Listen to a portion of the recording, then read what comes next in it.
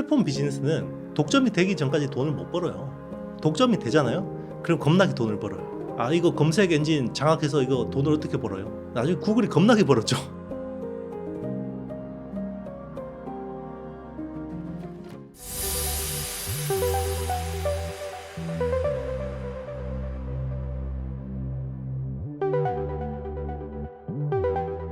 일단 이제 메모리 반도체 헤게모니가 바뀌었어요. 그러니까 메모리 반도체라는 거는 원래 범용이잖아요. 그러니까 대량으로 싸게 잘 만들면 팔리는 건데 이 HBM이라는 거는 달라요. 주문형입니다. 일종의 파운더리 개념에 가깝거든요. 그러니까 메모리 파운더리라고 볼 수 있는 건데 이게 이제 점점 더 확장이 되는 거죠. 메모리 파운더리가. 그래서 HBM뿐만 아니라 뭐 LLW라고는 로우 레이턴시 와이드 I/O 같은 D램 이런 쪽도 이제 커지고 있는 거고, 그리고 낸드 플래시도 이제 점점 더 이제 그런 식으로 고도화 되겠죠. 그러면 고객사한테 딱 맞게 이런 것들을 커스터마이징 해줘야 되거든요. 그런 쪽에서 SK하이닉스가 지금 제일 앞서 있다고 볼 수 있는 거죠. 일단 이제 플랫폼의 비즈니스에 대해서 좀 이제 말씀드리면요. 플랫폼 비즈니스는 독점이 되기 전까지 돈을 못 벌어요.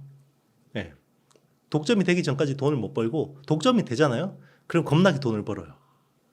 예전에 그 똑같은 이야기를 했어요. 그 90년대, 2000년대 초 때 아, 이거 검색 엔진 장악해서 이거 돈을 어떻게 벌어요? 나중에 구글이 겁나게 벌었죠. 네.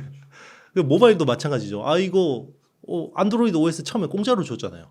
이거 어떻게 하려고 그러지? 나중에 겁나게 돈 벌었죠. 네. 그 안드로이드 마켓 이런 데서 수수료 붙이면 되잖아요. 똑같아요. AI도 독점이 되면 겁나게 돈 벌걸요. 그러니까 지금 뭐 이야기하는 우리 뭐 코파일럿이니 뭐 GPT-4 유료 이런 거 가지고 아, 이게 비즈니스의 전부다라고 생각하시면 안 되고요. 누군가 이 AI라는 걸 독점했다고 생각해 보세요. 사람이 AI 없이 살 수 있을까요? 이후로 모든 생활에 우리가 전기나 통신처럼 기본 인프라가 될 건데 이걸 누가 장악하는 거예요? 글로벌 한 개 업체가. 예. 근데 돈을 못 버니까 이제 투자 안 할래. 아, 그러면 이제 경쟁사가 땡큐 그러겠죠. 예. 그러니까 이제 그런 거는 굳이 이제 플랫폼의 어떤 본질에 대해서 생각하면 똑같아요. 예전에 G마켓 있잖아요. G마켓이 온라인 그러니까 그 오픈 마켓이라고 했거든요. 그때는 계속해서 돈을 못 벌어요. 쟤들은 도대체 뭐 어떻게 하려고 계속 적자만 내고 그러는데 G마켓이 업계 1등이 되자마자 2005년이었나? 그때부터 이익을 내기 시작했는데요. 이 곡선이 그냥 J자로 J컵으로 올라갔어요. 결국 그래서 이베이한테 팔았죠. 단기 영향은 있을 거예요. 왜냐하면 심리, 독점이 깨진 거니까 이제 디레이팅이 되겠죠. 예. 단기적으로는 심리에 영향이 있을 것 같은데 장기적으로 보면 SK하이닉스도 50% 마켓 셰어만 유지한다 그러면 이 프리미엄은 유지할 수 있어요. 그러니까 제일 좋은 시나리오는 엔비디아도 그렇고 SK하이닉스도 그렇고 TSMC 같은 포지션이에요. TSMC처럼 50% 60% 점유율을 유지하면서 마진율이 거의 40-50% 나온다? 그러면 멀티플을 안 줄 이유가 없죠. 네. 일단 이제 HBM4부터 삼성전자 입장에서는 굉장히 배팅을 하려고 할 거예요. 그때부터 한번 뒤집어 볼 수 있다라는 이제 그런 좀 기대감이 있을 것 같고요. 왜냐하면 HBM4부터 기존에 이제 인풋 아웃풋이라고 하는 입출력 단자 수가 2배로 늘어요. 그래서 기존에 1024개에서 2048개로 늘고, 그리고 아마 HBM4부터 뭐 하이브리드 본딩은 적용은 이번에는 안 될 것 같긴 한데 아마 4E나 그 다음 버전에는 하이브리드 본딩이 적용이 되거든요. 그러면 지금 TC 본딩에 대한 부분들은 SK하이닉스가 단연 앞서 있잖아요. 그런데 이제 하이브리드 본딩이 되면 삼성이 좀 이제 치고 갈 수 있다 이런 생각이 좀 있겠죠. 일단 여러 군데 검토하고 있을 거예요. 그래서 뭐 하나 정밀기계하고도 하고 있을 거고, 이제 하이브리드 본딩은 네덜란드 베시라는 업체가 거의 독점이거든요. 그래서 베시하고도 하고 있을 거고, 지금 삼성도 천안 팹에다가 베시 장비 사서 거기서 샘플 테스트를 하고 있는 걸로 알고 있습니다. 그게 뭐 포션이 작아진다라고 보기보다는 기존에는 TC 본더가 거의 다 먹는 건데 이제 하이브리드 본딩이 이제 들어오면서, 물론 이제 하이브리드 본딩하고 TC 본딩이 같이 씁니다. 그러니까 대체하는 게 아니라 그런데 이제 메인의 기술이 하이브리드 본딩이 되기 때문에 이 차세대 기술을 한미 반도체가 잡지 못하면 좀 이제 어려워질 수도 있죠. 근데 한미 반도체도 하이브리드 본딩 쪽에 나름의 기술을 굉장히 많이 가지고 있습니다. 분할 매수하시는, 롱텀으로 하시는 분들은 좋다. 단기적으로는 엔비디아와 친구들은 주가 밸류로는 부담스러운 구간에 있는 건 사실이다. 이렇게 볼 수 있을 것 같아요. 그래서 단기로 이야기한다는 거는 결국 엔비디아가 꺾이는 가능성은 다음 분기 실적 나오기 전까지는 좀 쉽지 않아 보이거든요. 그러면 그 사이에 뭐 한 시기열을 두세 달 끌고 하시는 분들은 나쁘지 않은 상황이죠, 지금은. 근데 이제 그 이유는 조금 이제 좀 영향이 있을 수 있기 때문에 뭐 분할 매수해서 물량 모아 가시는 분들 큰 뭐 영향이 없고요. 불가능한 법은 없죠. 네. 가능하기도 한데 아직까지는 그러기 위해서는 진짜 더 어떤 보여줘야 되죠. 매력적인 부분을 보여줘야 되죠. 왜냐하면 삼성은 이 너무 종합 IT 기업이잖아요. 그래서 뭐 세트 부분도 있고 뭐 디스플레이도 있고 워낙 포트폴리오가 좋기 때문에 이제 그런 부분까지는 아직까지는 네, 좀 생각하기가 쉽지 않습니다. 원래 한미반도체의 주력 사업은 MSVP라고 해서 마이크로소 비전 플레이스먼트라는 거였는데요. 그 인라인 장비예요. 패키징을 자르고 세척하고 건조하고 검사하고 이런 쪽을 이제 하는 건데 그쪽이 메인이었는데 이제 갑자기 AI 시대가 와서 TC 본더가 이제 거의 메인이 된 거고요. 그래서 요소 기술들이 되게 많아요. 그래서 한미반도체가 의외로 또 검사 장비 기술이 굉장히 뛰어납니다. 그래서 최근에 HBM 관련된 검사 쪽에 굉장히 많은 투자를 하고 있고요. 그리고 지금 애플향으로 이제 카메라 모듈 검사 장비 쪽도 꽤 하고 있거든요. 네. 그래서 그런 쪽 많이 뭐 열려 있다고 보실 수 있고요. 실제로 자율주행차가 되더라도 한미반도체는 사실 거기서도 수혜를 볼 수 있어요. 엔비디아가 그 이번 AI 사이클에서 10배가 올랐는데 한미반도체는 거의 20배 올랐거든요. 그러니까 이제 물론 이제 그만큼 독점적인 장비를 하기 때문에 그런 거긴 한데 저는 이 회사가 이제 뭐 진짜 이번 AI 사이클에서 계속해서 우상향할 거라고 보고 있어요. 그런데 이제 제가 이야기했지만 100배 오르는 주식도 중간에 조정은 예전에 우리 뭐 조선 사이클에서 보셨겠지만 100배 오르는 주식도 중간에 반토막 나기도 하거든요. 이제 그런 것들은 감안해서 투자를 하셔야죠. 그래서 너무 한 번에 막 이렇게 왕창 들어가고 이런 건 좀 쉽지 않다 생각합니다. 사실 우리나라 투자에 어떻게 보면 이 그 문화를 정말 어떻게 보면 리프레시 시킨 분이라고 생각합니다. 왜냐하면 계속해서 자사주를 매입하고 소각하고 그리고 본인이 그 계속해서 주식 매수하시고 그게 적지 않은 돈이잖아요. 네, 그런 것들을 정말 보여줬고요. 그리고 시장하고 소통하는 것들 그런 것들도 굉장히 세련된 모습을 보여줬고 그래서 진짜 이제 국내에서 이 정도 뭐 기술을 가진 회사도 나오기가 쉽지 않겠지만 이런 주주 친화적인 회사가 나오기도 쉽지 않다고 생각을 하고 있어요. 그래서 오히려 뭐 삼성 같은 대기업들이 오히려 좀 배울 부분도 충분하다고 생각합니다. 네. 우리가 이제 눈높이가 한미반도체에 가 있잖아요. 네. 한미반도체는 또 없습니다. 글로벌로 봐도 이런 회사는 두 개를 찾기가 쉽지 않은 상황이고요. 그만큼 이제 사실 이번 사이클에서 독보적인 기술 가지고 이제 독보적으로 성장하는 회사라고 볼 수 있는 거고요. 그런데 이제 이번에 지금 이제 감산 사이클이 이제 조만간 마무리가 되잖아요. 그러면 감산 사이클이 마무리가 되면 이제 소재하고 부품 쪽에 관련된 업체들은 아직까지 업사이드가 있다고 봐요. 그래서 뭐 우리 최근에 솔브레인, 뭐 동진 세미캠 같은 회사들 많이 좀 주목받고 있고, 그리고 TCK, 뭐 하나 머티리얼즈, 뭐 이런 회사들도 이제 파츠 가동률 올라가면 장비에 들어간 소모품이 늘어날 수 있고, 코미코 뭐 이런 회사들. 최근에는 이제 뭐 그 후공정 쪽에 어드밴스드 패키징 쪽에 부품하는 미코 같은 회사도 주목받고 있고요.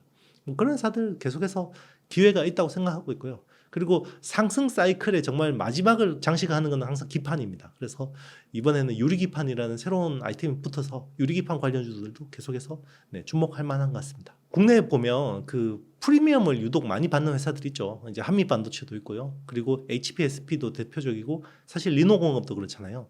이제 그런 회사들은 사실 높은 이익률이 유지가 되고 그 높은 이익률보다 훨씬 더 높은 밸류를 받죠. 그 높은 밸류를 받는 거는 결국 독점이라는 프리미엄을 주는 거예요.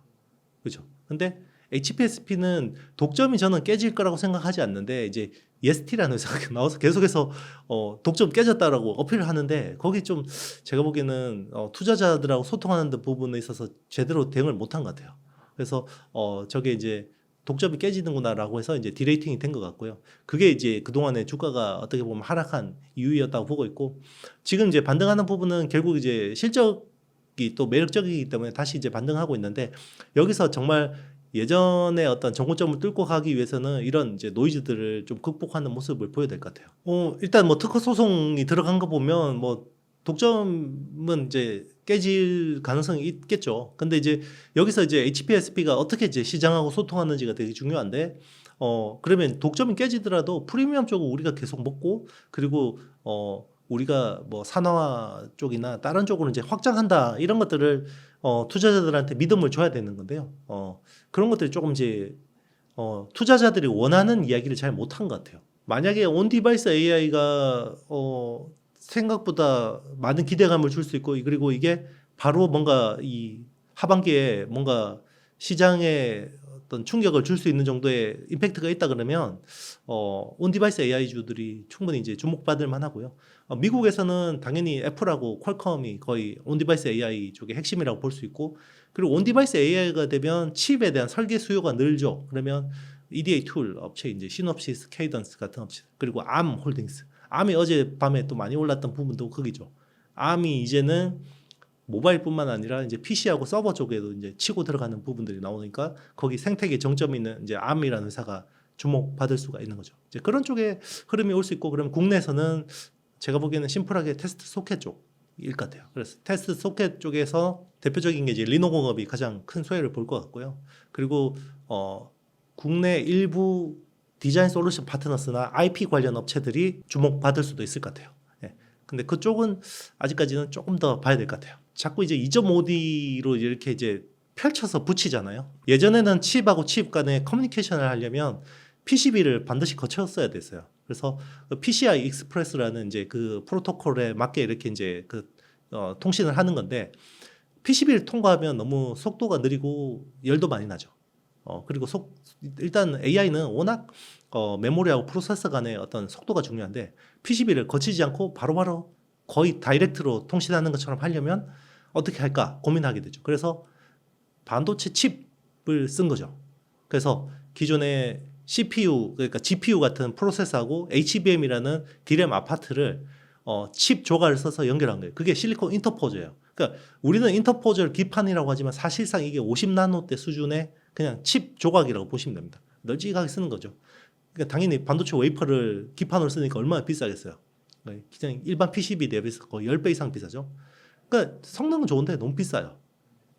그래서 이 정도 실리콘 인터포저 쓸 정도는 아니지만 좀 더 성능은 떨어졌는데도 이게 선택권이 없잖아요. 그래서 실리콘 인터포저와 플립칩 BGA라는 그 기판 사이의 세그먼트를 만든 거죠. 그게 유리 기판이라는 거고요. 유리 기판은 아무래도 플라스틱 기판 대비해서 표면이 매끈하기 때문에 미세 선폭을 구현하는 데 좀 장점이 있어요. 그래서 회로 선폭을 얇게 할 수 있기 때문에 가까이 붙일 수 있죠. 칩하고 칩 간의 커뮤니케이션, 시그널이나 이런 전력 소모를 줄일 수 있는 장점이 있고요. 그리고 열을 잘 배출합니다. 지금 열이 계속해서 이야기 나오잖아요. 우리 HBM 이야기할 때도 열 때문에 지금 문제가 되고 있는데, 열을 플라스틱보다는 유리가 훨씬 더 잘 배출하기 때문에 이제 그런 장점이 있죠. 대신에 이제 깨진다는 단점도 있긴 하죠. 지금은 그냥 그 소재 부품 쪽 그러니까 이게 뭐 막 업사이드가 막 내가 여기서 2배, 3배 낸다 이런 건 없지만, 그래도 안정적으로 수익을 그래도 끌고 가기 제일 나은 게 뭐 소재 쪽에는 이제 솔브레인이나 동진 세미캠 같은 업체들, 그런 회사들이 좀 무난하지 않을까. 그리고 이번 그 디램에서 이제 그 테크 마이그레이션이라고 하죠. 기존 공정들을 고도화하는 쪽에서는 이제 유진테크나 주성 엔지니어링 같은 회사들이 아직까지는 업사이드가 좀 있다고 보고 있고요. 조금 더 이제 길게 보고 이번 사이클 좀 그래도 내가 기다리면서 기회를 보겠어라고 하시는 분들은 기판 쪽 공부하시면서 유리 기판 쪽도 관련해서 좀 섞어서 보면 충분히 업사이드가 있지 않을까 생각이 들어요. 보통 이제 저 같은 경우는 이제 국내 주식을 한 60에서 70% 그리고 이제 미국 주식 정도를 30 정도를 보고 있는데요. 만약에 하반기를 보고 한다 그러면 저는 5대5까지 할 것 같아요. 그래서 지금 오히려 미국 빅테크 주식들이 좀 더 매력이 있는 것 같아요. 국내 주식보다는. 국내 주식이 나쁘다는 아니고 상대적인 매력도로 보면 그렇고요. 그리고 하반기 시장이 좀 녹록지 않을 것 같아요. 그래서 저는 현금 비중을 그래도 30%는 가져가는 게 낫지 않나 생각이 들어요.